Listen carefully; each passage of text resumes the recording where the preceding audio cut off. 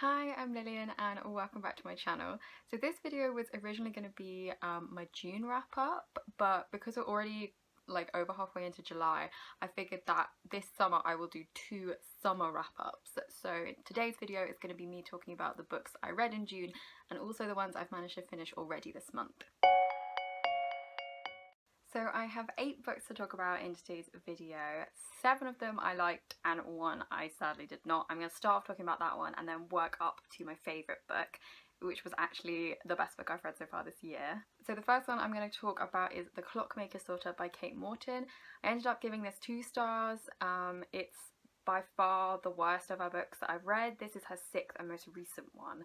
The other 5 I did like, but her first 2 are my favourites, and it's kind of obvious that like they're getting worse as they go. Like all her other books, this is a historical fiction book where there are various different time periods and characters, and the story jumps between them to cover this central mystery. But unlike all her other ones, this just, it really lacked any kind of soul, basically. It felt like a different author had taken all of the tropes and aspects from my other books that made them so good and then tried to like remix them and write their own version of a Kate Morton story, and it just epically failed. Instead of having 2 or 3 time periods the story would jump between, this book had about like 8 or 9. There were a lot more characters than any of her other stories. It was very confusing and often irrelevant to the plots. Lots of the character storylines just ended up being abandoned and unresolved, and it did kind of feel in the end like a waste of 600 pages. The first perspective we read from is Elodie, who is an archivist working in London, and she is the one who like stumbles across the mystery and is the one who first starts to think about it and try and investigate.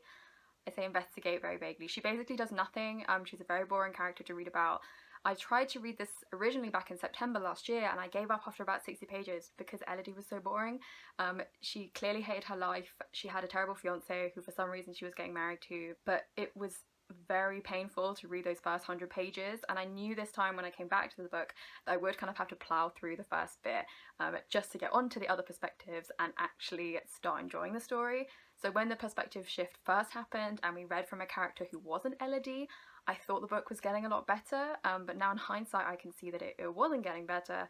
It was just the relief of not having to read from Elodie's perspective anymore. As for the other perspectives, one of them was a ghost, which really should have been the first red flag for me. This is the first Kate Morton book that has had like a paranormal or supernatural aspect to it, and it just really didn't work. I liked her other books because they were all about like human nature kind of and human behaviour, and all of the characters' actions and behaviours seemed very justified, and we really got a grip on who they were as characters and understood why they were making these decisions, and then we could also understand the consequences that happen from them, often like very tragic and heartbreaking consequences.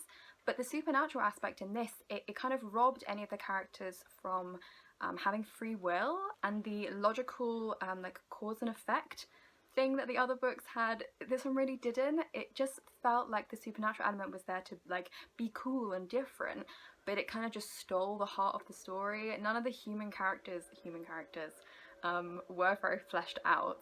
And so for example, there's this one guy, Edward Radcliffe, who is an artist who's like the sort of love interest of the ghost character.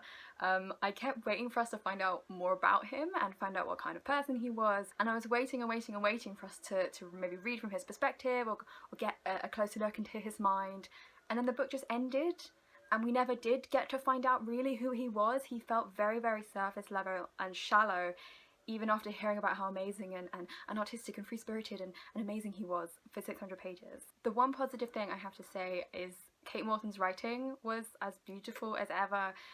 It's really nice to read, there's lots of lovely descriptions, but that was like the only thing it had going for it really in the end. And then when I did get to the final reveal, the conclusion of the mystery plot, it just felt like such a cop-out. I really, really hated how she resolved that and what like the final reveal turned out to be.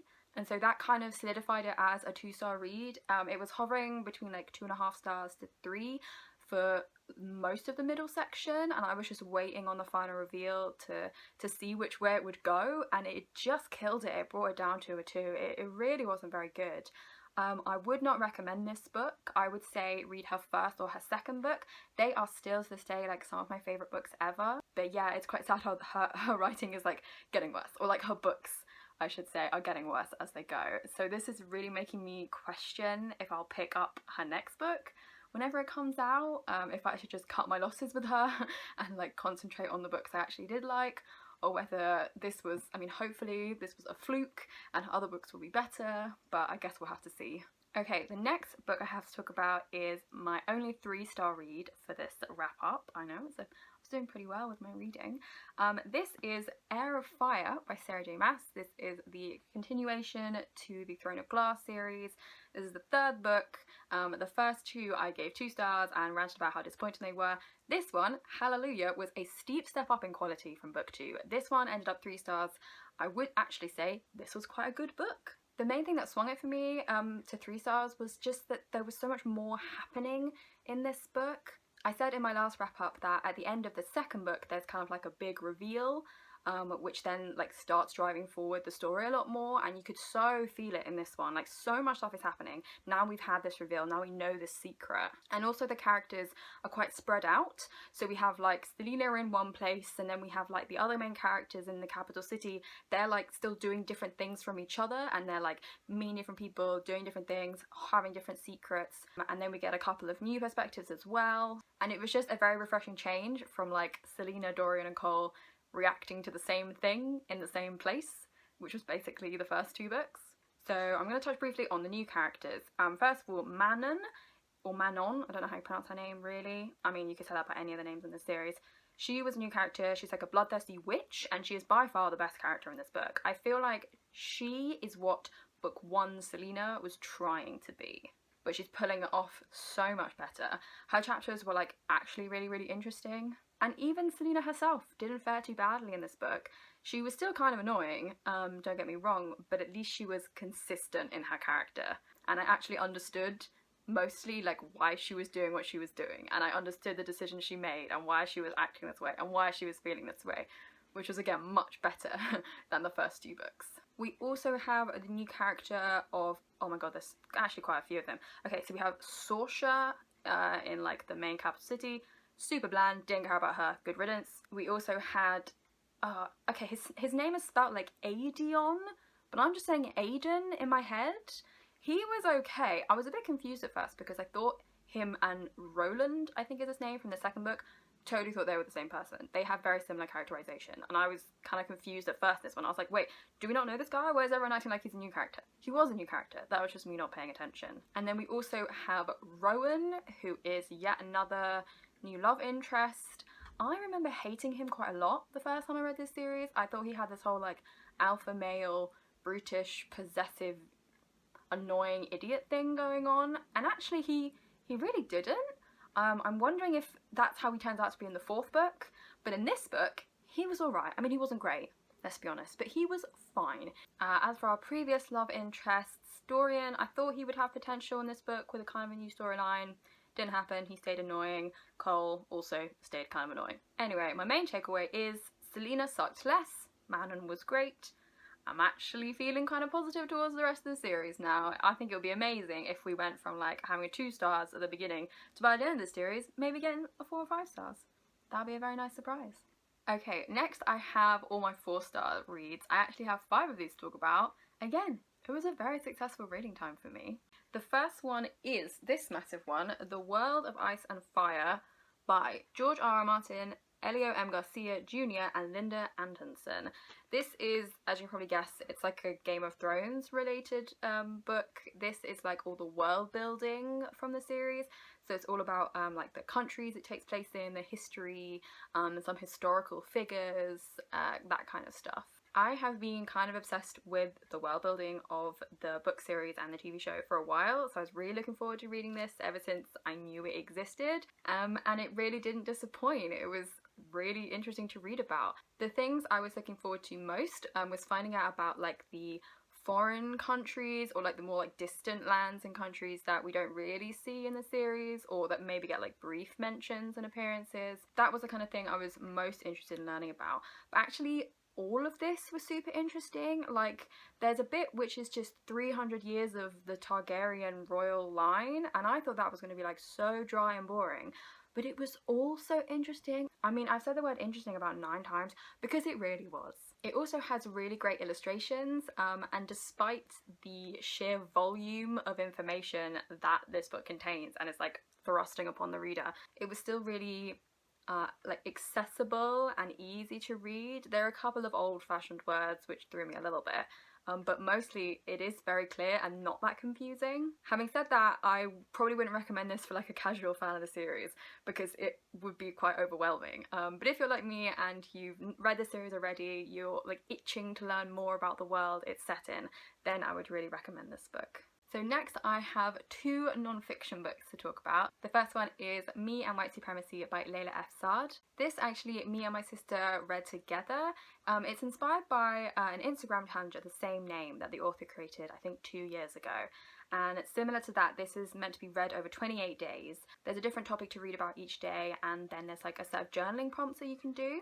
So me and my sister would meet up every day, take it in turns to like read a page each, and then we'd discuss it and then do the journaling prompts together. And it was so interesting and so useful. I would really highly recommend this to like anyone out there. It is mainly aimed towards like white people and people with white privilege, but I also think that any non-black POC could probably also get something from it. And if you can, I would really recommend sort of doing it in tandem with other people and then getting together to like discuss your learnings and share experiences, because I really don't think me and my sister would have got as much out of it as we did if we'd been doing it like alone and separate in our rooms and we hadn't come together to talk about it.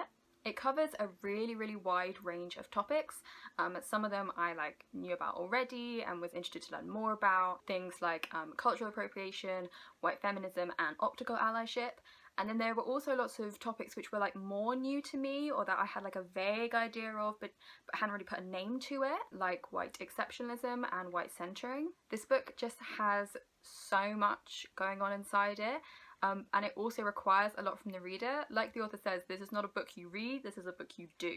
So there's no point just like skimming through it in a day and not doing any of the journaling prompts, then being like, oh, I've read that, take that off my racism list. You actually have to make sure you're doing the work yourself and answering the journaling prompts as fully and truthfully as you can. Otherwise, you're not going to be able to experience this book as much as you should be. The other 4-star non-fiction book I don't have with me here, so here is a nice picture of it I took from my Bookstagram. It is The Dark Side of the Mind by Kerry Danes. This is kind of like true crime, I guess I would say. It's about her life working as a forensic psychologist in the UK and like her experiences working in maximum security prisons, secure units, hospitals, testifying in court, being an expert witness, consulting with police. It covers so much and it was really interesting. I'm not someone who really likes true crime. I find it quite terrifying and anxiety inducing. It's really not my thing, but I was really pleasantly surprised by this book anyway. It's definitely not something I would have picked off my own. This was actually chosen by my friend Nell for our book club pick. Her and my sister, who are both in the book club, they're much more into like true crime than I am, so I was a little bit wary going into this one, but it was actually really good.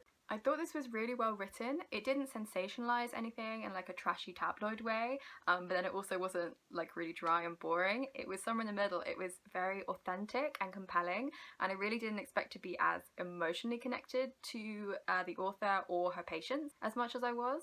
And actually some of the stories she tells about her experiences at the beginning of her career when she's like a young woman working in forensic psychology, some of the like sexism she faced was so infuriating to read about. It made my blood boil. I hated it. But I guess that shows you how well she was able to make a connection between herself and the reader. My favourite parts were definitely the specific anecdotes she covered. She talks about quite a lot of different specific cases and patients she's dealt with, and they're all ones that like had a particular effect on her or were like bigger turning points in her career. And luckily the majority of the book was made up of these anecdotes, but there were also sections where she would talk about like more general statistics for the UK and like our justice system and law and order in prisons and mental health and all that kind of thing. And again, those were really compelling to read about. It wasn't just like lists of statistics and really boring. She made them seem real. The whole book just feels very open and accessible despite its quite dark topics. So yeah, I would recommend it for both people who love true crime and have read quite a lot of books and like films and TV shows and whatever. But I'd also recommend it for people like me who don't really like that kind of thing normally, and get a bit freaked out by it. I think this would still be a really good book to read. The next book I have to talk about is My Sister, the Serial Killer by Oyinkan Braithwaite. This was such a delight. It was so unexpected. I really didn't think I'd like it as much as I did. I didn't really have any expectations going in, except that I knew it was written in quite like short chapters, more like vignettes, I've heard lots of people say. And they also said it had an ambiguous ending. Normally I hate that kind of ending. I wrote everything to be wrapped up nicely with a bow on top, and I want to understand exactly what's happening, and then I can get closure from the book. But in this case, I mean, it kind of worked. Firstly, I did really like the short chapters. I thought they kept everything like very fast paced and interesting and kept the plot moving. And it was kind of effortless to read. It kept you thinking like, oh, just one more, I'll read a little bit more. So basically, this book is about two sisters, Corridor and Isla. And Corridor is like the older sister who's very responsible and has this great internalized sense of duty towards her family. Whereas Isla is like the younger, cooler, more free-spirited, more beautiful sister who literally does get away with murder. Because Isla keeps accidentally killing her boyfriends in self-defense or whatever she claims. And then Corridor has to come and like help dispose of the body and cover it up. And I actually loved these characters. I loved how at the beginning I had this really set idea of who they were, and like Corridor was sort of like the overshadowed, dutiful older sister who has to be a bit of a buzzkill, and that's not really fair, that's not really who she wants to be, but she kind of has to be. And then Isla like gets away with everything, and she's like kind of annoying really. But then as the plot progresses, you start to see that things really aren't that clear cut, and there are a lot of different factors in play, like historical, cultural, patriarchal factors. And I really liked how it managed to sort of turn everything on its head kind of in the end and lean more towards ambiguity, especially in the ending. I think maybe saying I dislike ambiguous endings is maybe not right. I think I should probably say I don't like endings I don't understand. And so this ending, it was a bit ambiguous, but I think I understand what it meant, and I think I understand what it implies will happen next, and so I did like that. The book is pretty short. I think it's just over 200 pages, but it manages to touch on quite a lot of topics. Sexism, patriarchy, gender expectations, colorism. There's a lot going on, and I thought it was just really excellent. The plot is sometimes, I would say, dramatic instead of unrealistic, but I still really liked it. It was kind of like a mini roller coaster from start to finish. And my last 4-star read is The Prince and the Dressmaker by Jen Wang. This is the second one of her books I've read. The first one was in real life, and she just did the illustrations for that. She didn't do the storyline, but in this one she did both. And this was just great. It was so lovely. So this is a historical graphic novel about Frances, who is a seamstress, and she is hired to make dresses for Prince Sebastian. And it's just a really lovely little story about friendship and family and identity and fashion and ambition. The book never specifically names it, but Sebastian is portrayed as gender fluid or gender queer, and sometimes he loves dressing up in his official princely uniform, and then sometimes he wants to put on a beautiful ball gown and walk around as his alter ego, Lady Crystalia. As I do not share that identity, I can't speak to the representation and whether it was particularly good or bad, so I recommend finding some own voices reviewers if you want to hear more about that aspect of the book. But another thing I really liked was the illustrations of all the different dresses, and the fashion was like so cool. The drawing style of this book isn't particularly detailed, but it's still really lovely. The plot is quite straightforward, but it's still very engaging, and it has this overall like moral of like be yourself, be true to you, and don't really care about what other people say. But that was never, it never felt too heavy-handed. It's just a perfectly plotted, lovely, feel-good story I would highly recommend. It felt like one of those graphic novels where the story is like perfectly suited to the medium of graphic novel. It's fast-moving and compelling, and then after just the right amount of time, it wraps itself up nicely at the end. And the ending was also really great. Okay, so moment of truth. This is the one 5-star book I have to talk about in this review. This was just quite monumental for me. It's by far the best book I've read so far this year. It's one of the best books I've read over several years, if I'm being honest, and it is Sissy by Jacob Tobiah. Just like hands down, end of discussion, the best thing I've read this year. This is a memoir, the coming of gender story of the author Jacob Tobiah. It covers their life starting in young childhood, when their gender identity was sort of quashed and rejected by their family and society, to then their teenage years and coming out as gay, and then later on going to university and embracing their identity as a non-binary person. It talks about their family, their friends, their relationship with their church, and that was actually like something I really didn't expect to love as much as I did. It was a really powerful and important part of the book, and the writing was just so great. It was like having a conversation with a friend. It was just effortless to read. And so either they are like that naturally gifted as an author, or they have spent so much time honing their craft and making it appear effortless. And either way, just like please do yourself a favor and read this book. It is funny and sad and honest and true and just incredible. It's like electric and engaging like nothing else I have read in a long while. At the same time, I wanted to like binge this book and consume it in one sitting, and I also knew that I wanted it to last forever, and I never wanted to finish it, and I wanted to like put off finishing it for as long as possible because it was just that good. Honestly, it made me laugh, it made me cry, it made me reevaluate my own life. It made me want to be like braver and more open in the future, just like generally in my life. I just cannot emphasize how amazing this book is and what an effect it had on me. So I'm literally begging you, if you take one thing away from this video, let it please be you need to read this book.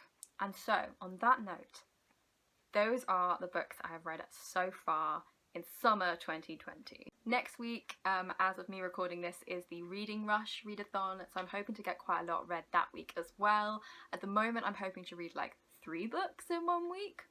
We'll see how successful I am at that. And yeah, I will be wrapping up those books and anything else I read towards the end of August.